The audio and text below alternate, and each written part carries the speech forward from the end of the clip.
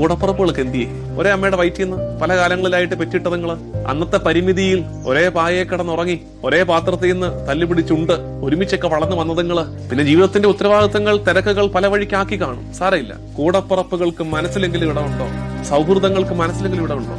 പോകുന്നുണ്ടോ? മുറിഞ്ഞു പോകുന്നുണ്ടോ? Where is your brother? നിന്റെ സഹോദരൻ എവിടെ? നിഷ്കളങ്കരെ വേദനിപ്പിക്കരുത്. അവരുടെ കണ്ണീര് രക്തം വീടരുത്. ഒരു കൂട്ടത്തിലൊക്കെ നിൽക്കുമ്പോ ആരെ ഏറ്റവും കൂടുതൽ കളിയാക്കുന്നത്? കൂട്ടത്തിൽ സാധുവിനെയാണ്. ആ പാവമാകട്ടെ ഈ കളിയാക്കലൊക്കെ കേട്ടിട്ട് തലയും കുനിച്ചങ്ങനെ നിൽക്കും. അപ്പൊ നമ്മുടെ വിചാരം ഇനിയും അവന്റെ മെക്കിട്ട് കയറാമല്ലോ എന്നുള്ളതാണ്. അവന്റെ നിശബ്ദതയെ ഭയപ്പെടണം. നിഷ്കളങ്കന്റെ ഉള്ളു പടഞ്ഞിട്ടുണ്ട്. ഇനി അവന് വേണ്ടി യുദ്ധം ചെയ്യാൻ പോകുന്നത് ദൈവമാണ്. 2-3 തലമുറ പുറകോട്ടൊക്കെ ഒന്ന് ഓർത്താൽ നിഷ്കളങ്കരുടെ ചോര വീണ കുടുംബ ചരിത്രമുള്ളവർ വരെ ഉണ്ട്.